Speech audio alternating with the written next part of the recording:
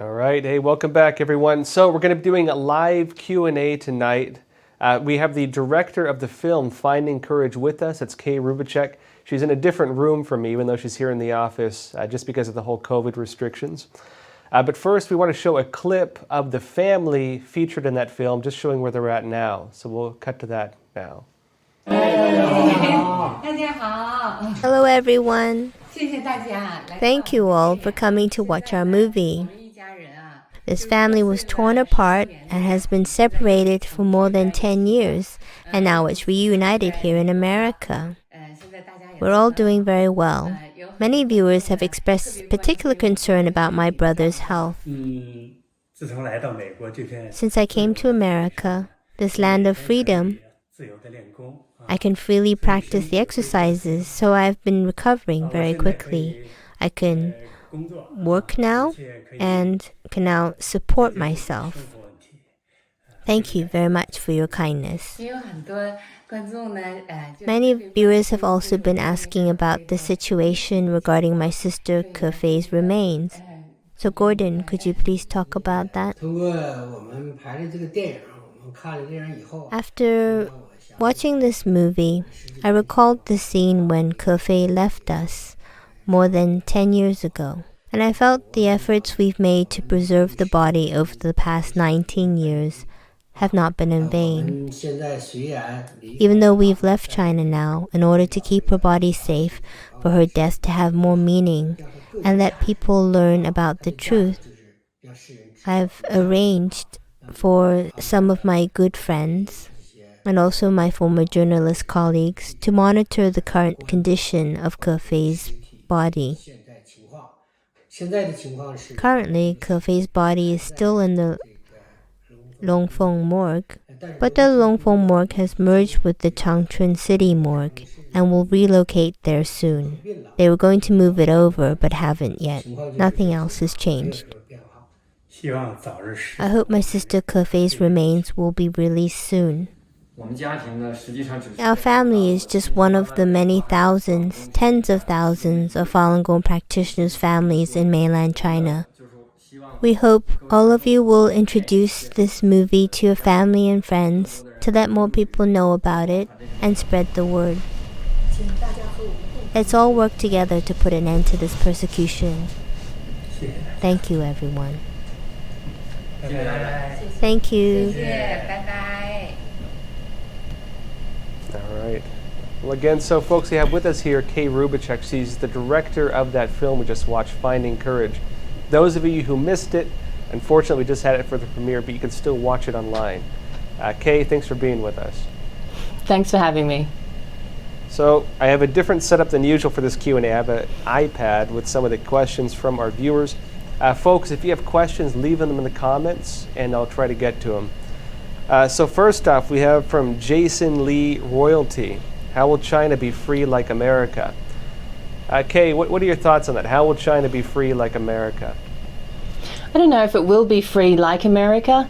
I think that when Yifei Wang, the main character in the movie, talks about China being free, I think she sees it, from my understanding, I think she sees China being free in a different way. It's still a different country with a different culture, but in a way that people are allowed to, I think some basic freedoms like America having freedom to think, freedom of belief, freedom of speech, those are some essential freedoms regardless of culture that I think as humans we can and we should respect. So I would hope that that would be something for China in the future. Adding my 2 cents, I say China will be free when the Chinese Communist Party comes to an end and when justice is brought to the Chinese Communist Party officials behind crimes like this. In my opinion, the reason why the Soviet Union fell, and really a lot of the same leaders, the same business leaders, the same people who ran the system continued running it in different forms. The reason why that happened, which contrasts the fall of the Nazi regime and the end of Nazism, the end of that system, was because the people with the Nazi regime were held to account for what they had done. There was a denazification. The world needs a decommunization. If the world is going to be free, if China's going to be free, we need a decommunization, and we need every person who's been involved in crimes against humanity, atrocities like this, every one of them needs to be held to account. Absolutely, and I think that is the essential step that has to happen before we can get to those basic freedoms as human beings. So I totally agree with you there. We really need that to happen. Next up, we have Odette. What is it about Falun Gong practice that is such a threat to the Chinese party? Seems peaceful. Kay, what are your thoughts on that? Sorry, Josh, I couldn't hear that question. One sec. I have her on the phone here. I think we lost her. I can hear you now, Josh. Can you hear me?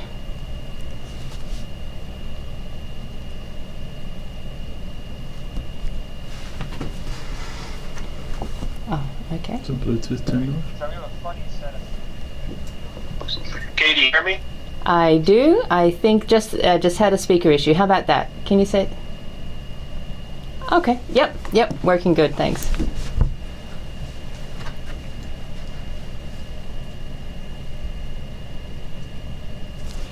Like we talk about in the movie, and really this is what comes through the Chinese people that we interviewed. We interviewed so many for this movie, from regime officials, former regime officials, to the family and many witnesses.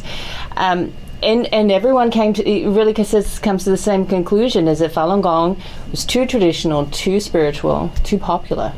So the spirituality is something that the Chinese regime, the communist regime, has really essentially wiped out during the Cultural Revolution, and wanted to keep pushing that aside because they are essentially an atheist regime and they require communism to be the faith. We had some clips of like that in the movie, saying that you must, from the regime, they were saying that you must keep your faith in communism. That's their words from the propaganda mouthpieces of the CCP. And Falun Gong it's from the Buddhist school, so it's very traditional. Those principles of truthfulness, compassion, and tolerance are very traditional. Compassion is very known to be from the Buddhist school, and those are the things that the Communist Party has worked so hard to eradicate. And if Falun Gong had been maybe a very small phenomenon, maybe it would have been different, but because people really took to Falun Gong in such a huge way, and not just regular Chinese on the street and not just the elderly, all ages and all the way throughout the officialdom, people were practicing Falun Gong. And the regime estimated themselves 100 million people, 70 to 100 million people practicing around 1998. So the numbers were huge. And so really popularity, and because it's spiritual and it's traditional, those are the things that communism in any form tends to wipe out. But this is a real extreme, what we've seen in China.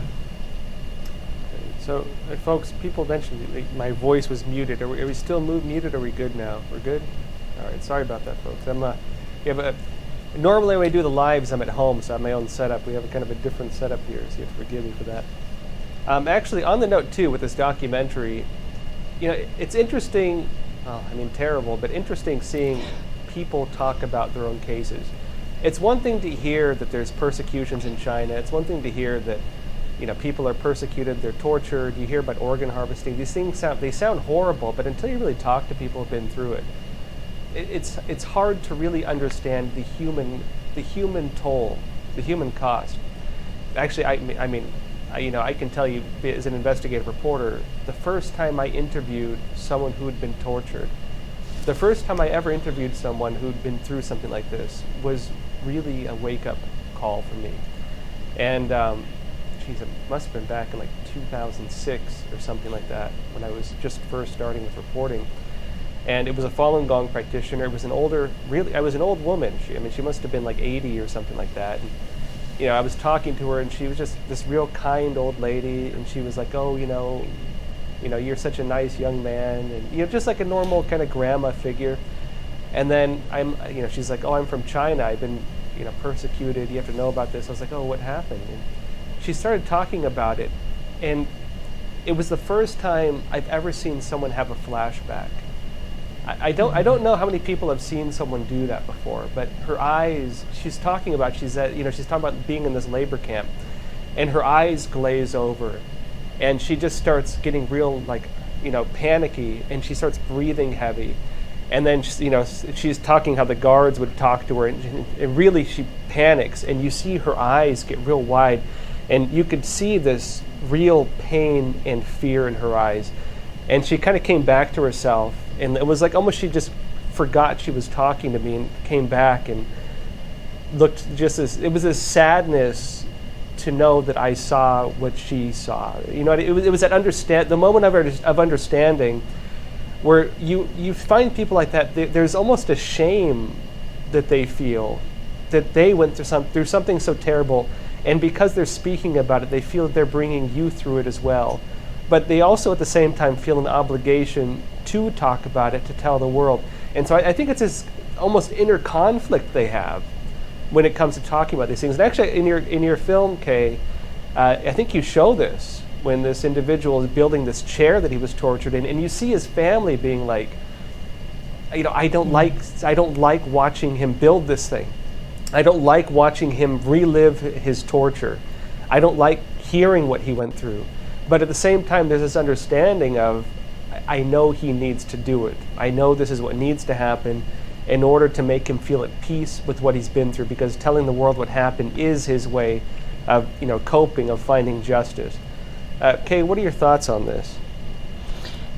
Yeah, it's so true what you're describing. And in the case of Leo in the movie who built this chair, his family really didn't want him to make it. And so we were very fortunate that we were able to film and capture that, and him building the chair, the reasons he decided to build the chair, and his family's reaction, which it's normal.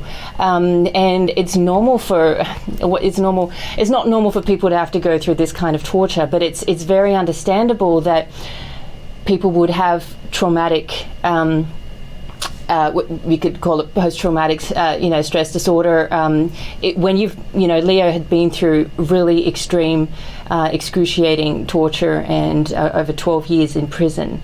And what he went through was absolutely shocking. But what his family went through on the outside is also very torturous in a different way, an emotional way.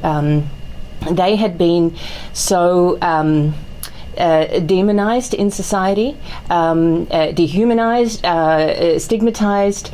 They were persecuted financially. Leo's wife was being forced to divorce him. She had so much social pressure on her. There's so many different forms of torture that the regime puts onto people. So what Leo went through and what we see in the movie in the end when he explains how the chair actually works is shocking, and it's horrible. But we really, through the movie, we tried to bring out, like you said, the human toll. And it's not just the people who are sitting in the chair.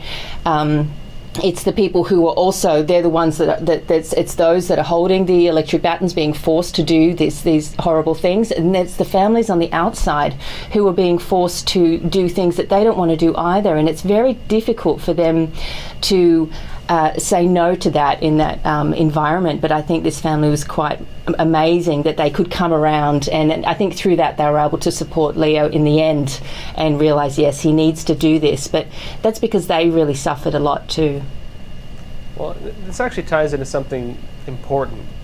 We talk about 100 million people persecuted in China right now. I mean, there's a few points on this. One is, everyone should ask yourselves, 100 million people persecuted since 1999. This has been going on for more than 20 years. Why have you not heard about cases? 100 million people. Why have you not been told about this? It's because, the media has been mostly covering it up. It's the case. Not only have they been covering it up, they've been repeating Chinese Communist Party propaganda. In fact, New York Times has just published a hit piece on it, funny enough, and on Epoch Times. And, really, you're seeing a persecution that's been going on for more than 20 years, 100 million people persecuted, and you have to think that's not just 100 million people directly persecuted, because every one of these people has kids, mothers, fathers, husbands, wives. It is their entire families persecuted. And the way the Chinese Communist Party carries out these persecutions oftentimes is it doesn't just target the individual, it targets the families as well, including for Falun Gong practitioners or other Chinese human rights activists or human rights believers living overseas. If they speak about the persecution even in the United States, their families can be targeted. This happens very often.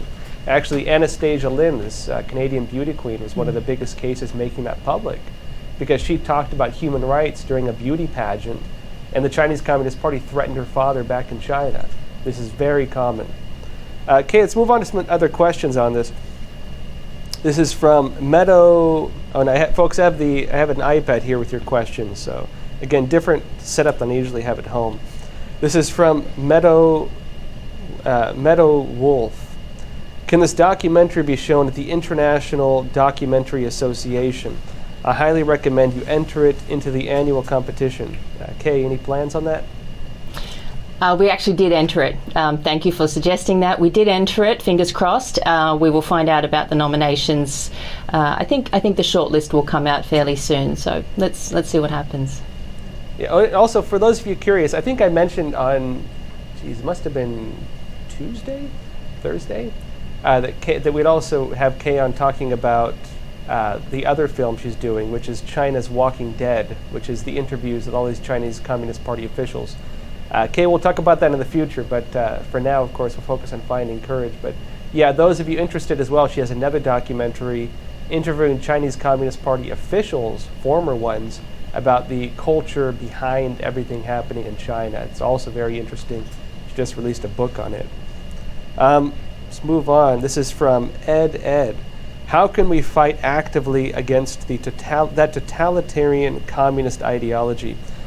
Kay, what do you feel is the most effective way to fight back against what we're seeing, against abuses like this? And it's Falun Gong practitioners, 100 million people. House Christians in China, also about 100 million people persecuted. Then you have the Muslim Uyghurs, you have Tibetan Buddhists, you have democracy activists, you have your average Chinese people facing seizures of land. The number of people persecuted in China is horrifying. And the number of cases being told to the West of these persecutions is pathetic. It's really the way that a lot of the Western media have responded to these persecutions. It's a drop in the bucket. And but anyways, Kay, what's your take on this? What is the most effective way for the average people here in the West? It's the most effective way to fight back against what the Chinese Communist Party is doing. Well, it's interesting the way the question, they use the word ideology, how to fight back against that. And one of the biggest thing that, people often ask me, aren't you afraid to talk about this? The regime's very powerful. And actually what I found is that the louder you are, the least likely you are to get pushback. And the regime really preys on fear, people's fear. So how to counter an ideology that in the book that you mentioned, Josh, my book, Who Are China's Walking Dead, I look at that where the regime officials have likened the CCP to a parasite, where it has parasitized the nation of China and its people. So it's living off them, and it uses fear to I mean, this is, it sounds kind of horrible, but to be kind of breeding. And so the more we are afraid of the regime, the more it is going to builds its ideology, it strengthens its ideology. So the more we are able to be honest and to hold to the values. And I think that's something that really came out through the characters in this movie, is that they faced a lot of fear, and these are people in China who are up against life and death on a daily basis. Here we don't necessarily have those threats directly from the regime, though there are threats. There's like you said, the media is not covering it, or they're covering it up, which is just as horrendous as the torture in some ways. But if we just allow that to happen, then we become complicit, and then we succumb to the fear of what the regime has done to the nation of China. And for us to help the Chinese people, we need to let them know that their voices are valued and their culture is valued, and that we support them for them as Chinese people and as the country of China, but distinguishing that from the Chinese Communist Party and the communist culture and the regime itself. it really is not a Chinese regime. It's really taken over the country, but the Chinese people need to be valued and seen as distinct from the regime, and the regime's really tried to put those two together. So I think, to answer your question, I think not to be afraid. That's a key thing, because the regime survives on that, and to really make clear, and we need to make clear in ourselves. I find myself sometimes saying the Chinese regime, or but it's not Chinese. The Chinese Communist Party it's a communist party that came from the West. It's not a traditionally Chinese system. So the more we can kind of make these distinctions, then the more we can help the Chinese people step away from the regime, and ourselves, we've really just got to step away from that ideology, but we have to recognize it first. So I think those are the two thoughts that I have on that question. Yeah, so someone's asking, let's see, this is from Suzanne Noddling. Is the lady next to you, Joshua, an Australian lady? So we're both in the New York office. We're in separate studios just because of requirements they have in New York when it comes to COVID restrictions and social distancing. She is here. Kay, are you Australian or are you New Zealand? Oh, I'm an Australian. I can say I'm a Aussie working in New York, living and working in New York. So yes, very glad to be here. This is from Mission on A. Maybe it would be easier to do as the CCP demands. I know this is something people say. Wouldn't it be easier for them to just sign this paper or just give up their faith? Kay, what's your take on that? It's easy at the time. And the hardest, we interviewed a lot of people for this movie, and many hours didn't make it into the movie. And these were some of the hardest moments for people to tell us on camera was when they signed and just did what the regime wanted, because it never stops there. And so it's easy at the time. I'll just sign the paper. And then those that did sign, the pain they went through afterward was extraordinary. And like you were talking about before, Joshua, you were saying how you saw when you interviewed that elderly Chinese woman, and you saw her eyes when she had that flashback. We saw that a lot as well in these interviews, and the pain from the people who did sign and regretted it was excruciating. And because the regime doesn't just stop there. They make it sound very easy. Just sign the paper and you're out of here. Okay, sign the paper. The next step, okay, now go on camera and say this, and you're lying, and you have to say it on camera. So you lie on paper, then they make you lie on camera. They broadcast it across wherever they're going to broadcast this, which is often national. And we've seen this case after case after case. This is systematically done. This is not individual, isolated cases. And then in many cases, you're still not let out of prison. Maybe your torture has been reduced. You then are asked to turn on your fellow citizens. So if you're in a prison, you then have to try and transform the other people around you. And so it doesn't stop. So it seems easy. It's a trick. The regime plays this trick and says, you just sign this paper, it'll be so easy, everything will be over. But it gets worse, and as you go deeper and deeper into it, what we found from these people, they get this really intense conflict within themselves, because they've gone so far away from what they know is true, and they've had to lie so much, and it's been made public. We had one case that was so devastating. This was not in the movie. One witness said to us how she was in the movie for a small amount, but this part of her story didn't make it in. She had her family come in, and they had to beat her in front of her husband. Had to beat her in front of her family. It was the only way he could stop the regime beating her, because he knew they would beat her harder. It's so twisted, and the regime really does that trick. They try to trick you and make you say, we'll just get you a little bit here, we'll just bribe you a little bit here, just lie a little bit there, and then you go one step further away from your conscience and what your values are, and then you have to go another step until they pull you all the way in and they have all this evidence against you, and you really are stuck. And then your family gets involved, and all of your workplace gets involved. So it does seem easy on the surface, but for those who have lived it, it's very, very complicated, and the regime has done some really, really evil things to people using this method. Well, and on that too, one of the ways the Chinese Communist Party has justified this persecution. So let's go back to when the persecution first started in China. 1999 rolls around. Former Chinese Communist Party leader Jiang Zemin says, destroy them physically, destroy their reputations, bankrupt them financially. Launching a persecution against 100 million people they had no basis to launch. The CCP, before he made that announcement, did a review to try to find a reason to persecute Falun Gong, and they could find nothing. Jiang Zemin said, prove it's a cult. Nothing. They said, not only is it not a cult, it's beneficial to the society because it's increasing social harmony and people are healthier. He said, prove it's evil, prove it's this and that. They found nothing.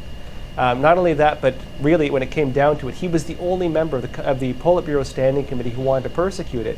All the other members thought it was beneficial to China. Jiang Zemin said, persecute it anyway. And so how'd they do that? They manufactured disinformation. They broadcasted false information 24/7 for months. The Chinese Communist Party still broadcasts that, and Western media still repeat that. When people in China are forced to sign these documents saying they surrender their faith, when they do that, they add to that. They are justifying the Chinese Communist Party's persecution. And there's a spiritual pain from knowing that you did that, and people refuse to do that. Same thing, during the times of the Roman persecution of Christians. Give up your faith or we'll feed you to the lions. It's the same thing, repeating right now. And even worse, if they say, now that you've given up your faith, you need to also convert people, you need to report on your neighbors, you need to tell us all these other people, so they will face the same fate that you went through. And knowing that your actions led other people to be tortured in the same way you were, maybe to death, and knowing the pain you've caused to their families, the suffering people go through from that stuff is beyond what many people could imagine. In fact, when Epoch Times first broke the story about organ harvesting in China, one of the first people who came out was a woman who had been married to a doctor, and she came out and she divorced him, came to the West, and she told his story. And she said that her husband at the time, he was a surgeon, and he would be up late at night staring off into space, like something inside of it died. Nightmares, shaking, cold. Finally, he confided in her, and he said that his job was to harvest corneas out of the eyes of people. His main thing was harvesting the corneas of children, taking the corneas out of the eyes of children while they were still alive. Now, even for people in the Chinese Communist Party, people like that who believe in nothing, there's a spiritual death from committing atrocities like that. And knowing that you've been involved in something like that is a fate worse than death for a lot of people. At least people I've interviewed as well. That's now, true. We found. Yes, I very much agree. And that really led to when we interviewed former regime officials for this documentary, their stories were just too, there was too many of them. They were really quite rich, but they spoke about some of the things you're talking about there, and that environment they're in is really, I think it's really hard for us to imagine. It's very easy. It's easier for us to kind of, I think we kind of equate our system here with the system in China and try to compare the two, but they don't equate. You can't really compare, you can't compare the legal system here to the legal system in China. You can't compare the prison system here to the prison system in China. All of the things concepts that we have, they just don't equate to how the Chinese Communist Party runs things in China. So the way what people are subject to and what people are forced to do is really, it just sounds so extreme, but that's actually, I think, one of the big reasons we looked into this in our last documentary, Hard to Believe, which was on the issue of forced organ harvesting in China. And the angle we took to investigate that is why are so few people paying attention?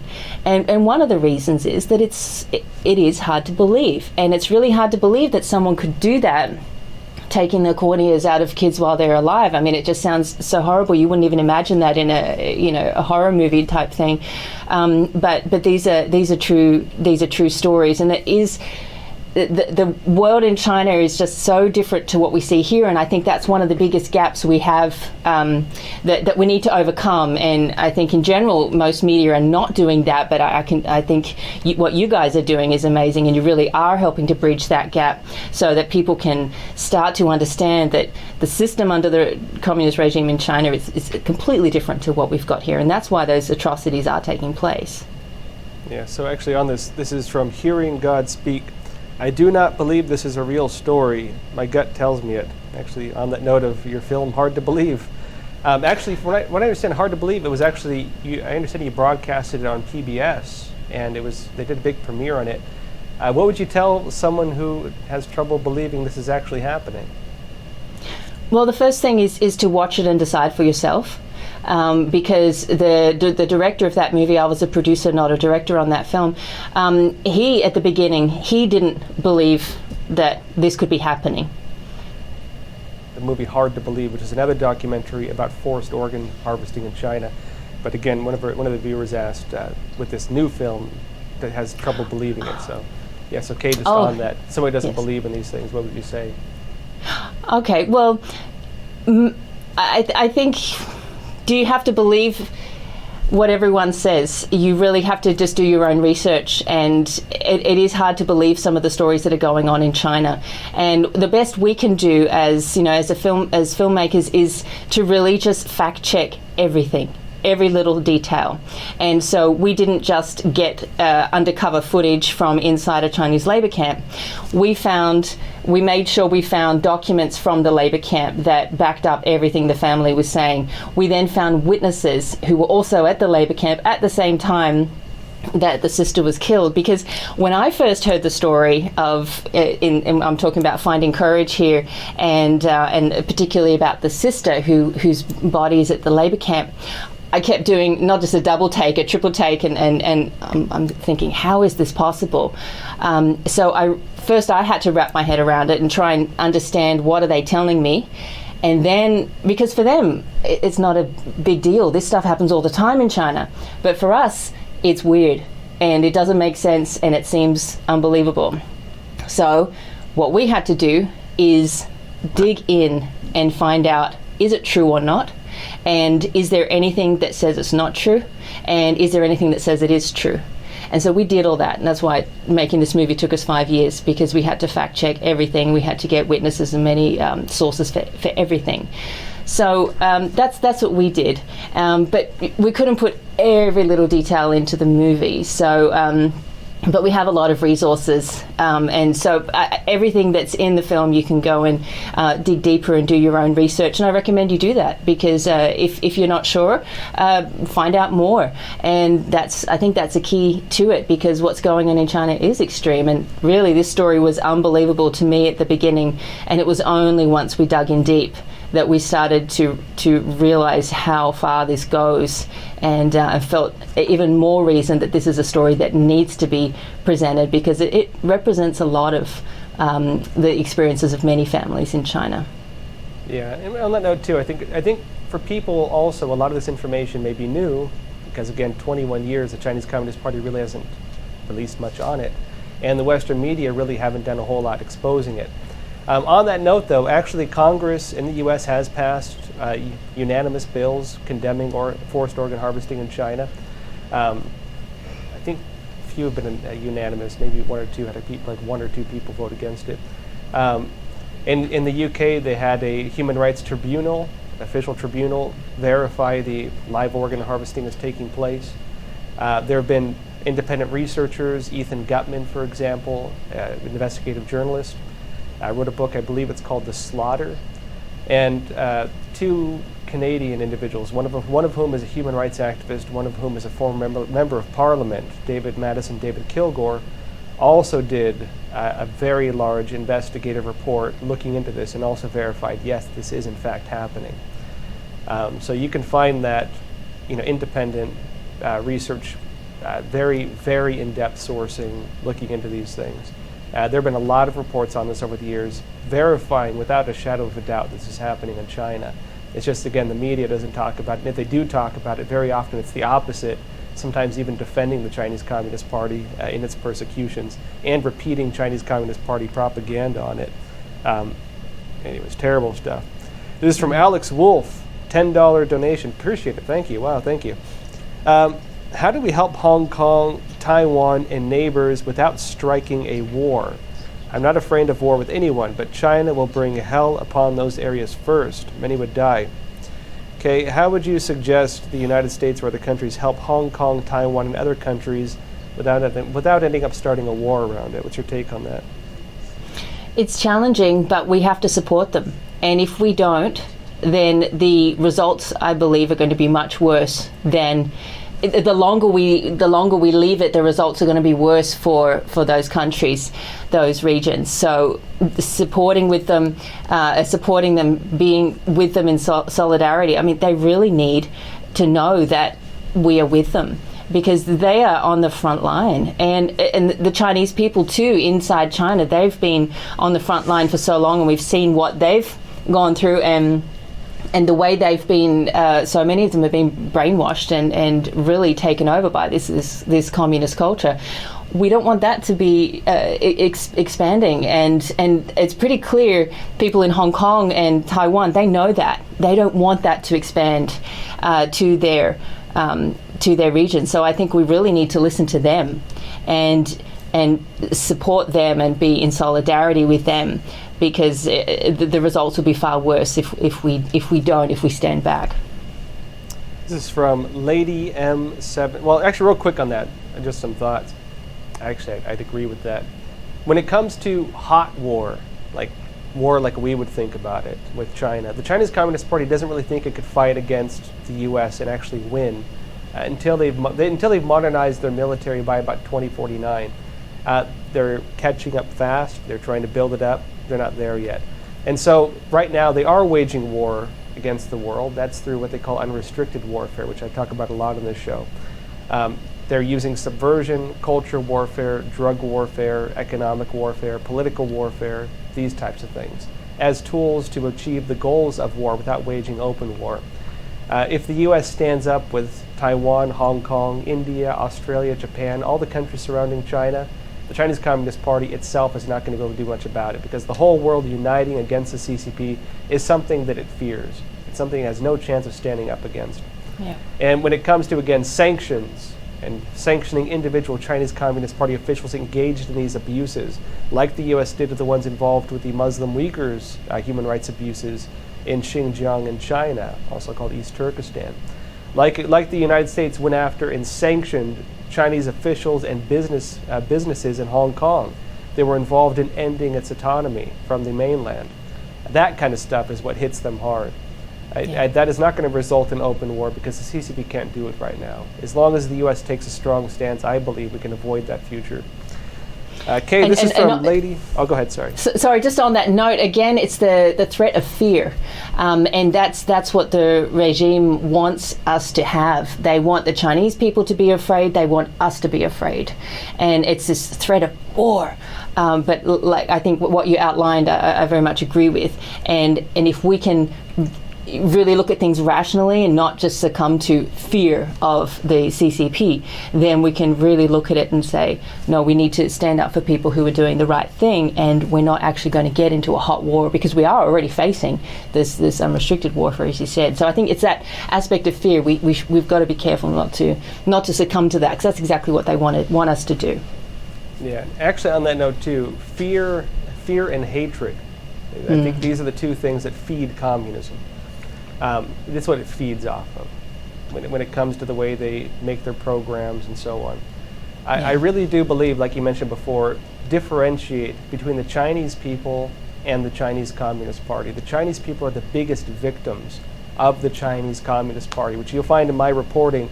I make that distinction The Chinese Communist Party does not represent the Chinese people. The Chinese people are the victims of this totalitarian regime. And we can look at its many, many, many abuses on that. The persecution of Falun Gong alone targets about 1 out of every 15 Chinese people, not to mention their family members. How many of them have more than 15 family members? You're looking at a persecution that's affected almost the entire country, not to mention the other abuses, not to mention the other persecutions. Every single Chinese person, to some extent, unless they're some tied-in party official somehow, has faced some sort of abuse from the Chinese Communist Party. If the Chinese people themselves can understand that, and understand the world stands with them against the CCP has no chance, as far as I'm concerned. Yeah. Kay, this is from Lady M777. Has Kay encountered direct interference from the regime in the making of this movie, and what were her biggest challenges? In the making of this movie, not. No, we did most of our filming in the US. We traveled to 5 countries to make this movie. But China, we had other people filming there, as you saw with the undercover footage. We didn't go there. I think because we've just learned a lot that what we need to do, we have to kind of work smart to not we've just had some experience with the regime and just knowing how they really try to play on people's fear. Again, with our last movie, we had more direct pressure from the regime, where they were pressuring colleges, for example, not to screen our movie. And there was also some colleges that were self-censoring, saying we want to play this movie, but we have too many students here from China. We receive too much money from the regime. We are afraid to screen it, even though the film had been broadcast on PBS and had won many awards, and was very credibly done in terms like journalistically. They had that fear. I think we learned from that, and in the making of this movie, we were able to avoid some of those things. So now with distribution, we'll see how things go. We found still in distribution, that's definitely one of the biggest challenges. There's a lot of challenges in making the movie, but then getting the movie out, there's a huge amount of challenges again, because there are so many Hollywood, the distribution companies, the media companies that promote movies, they're all trying to go for the Chinese box office dollars.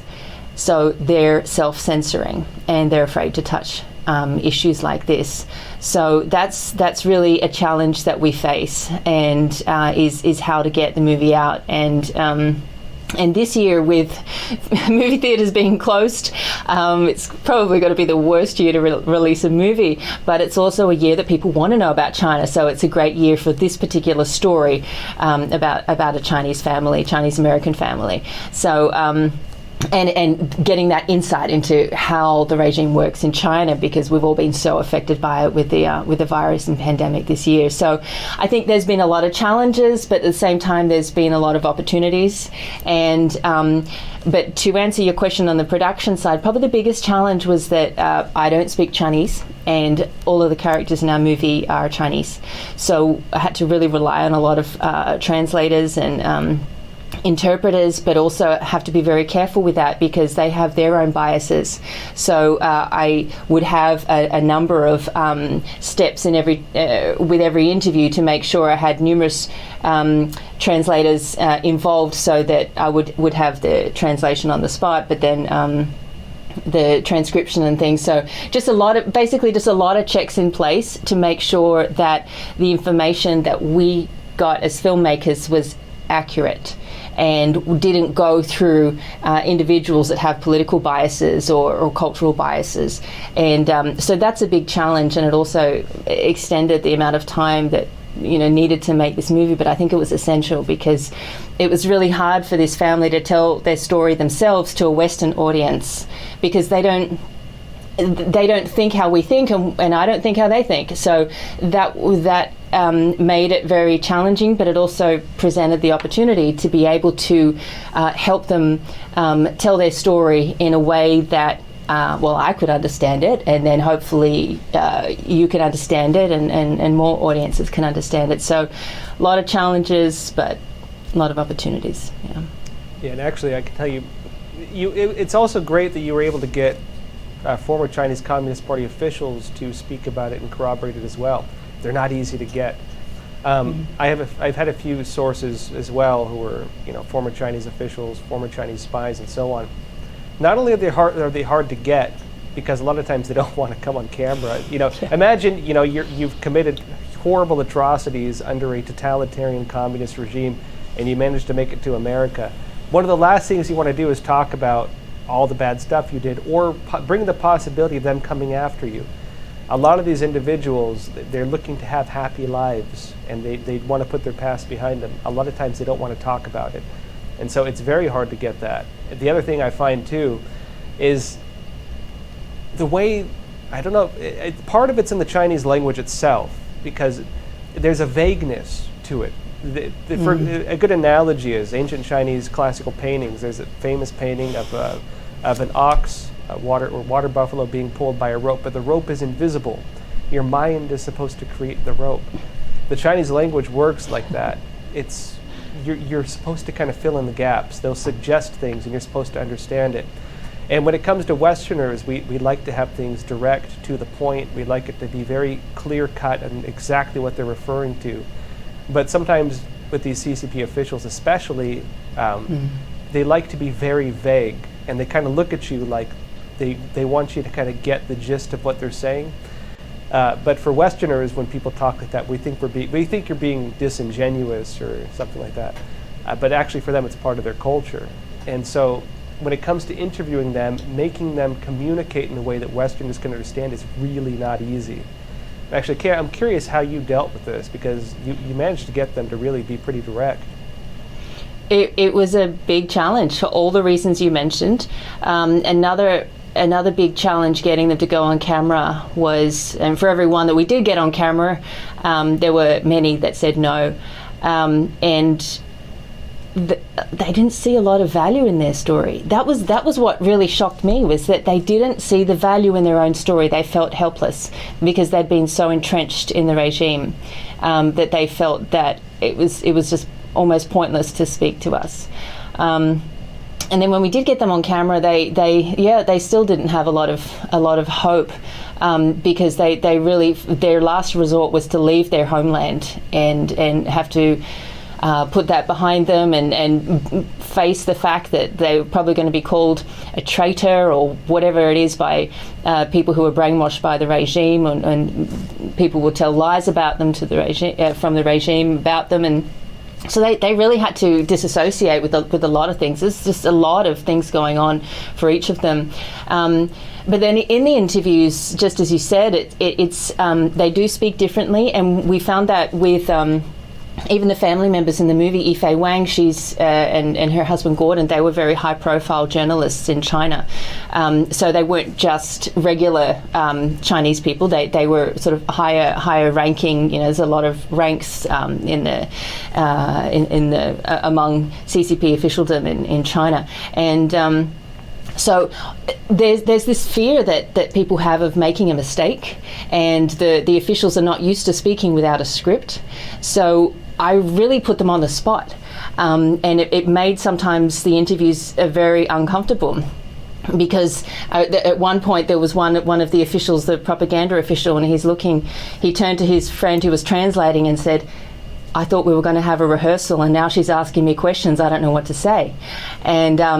And I said, I'm not going to give you questions. I'm not going to give you the questions beforehand. General topics, but not questions, because I think they had to be pushed a little bit out of their comfort zone, and that did put. It worked in the end, but they're looking at me, and sometimes they wouldn't look at me because there's this thing of eye contact. Most of the officials were male, and I'm a young white a female director, so sometimes they wouldn't make eye contact with me. Sometimes it would take a long time, and they may eventually make eye contact with me. I think that's a cultural thing, but there was so many challenges to get them to overcome it. But I think essentially what I needed to ask them to do was to really educate me, and just, you know, I really just was very open and honest with them, and I told them, I'm going to ask you questions that sound silly. I'm going to just humor me, please, and try and understand that we don't think how you think. And it just took a long time, basically, because we needed to get the information, and those who were willing to go on camera, we really treasured the time with them.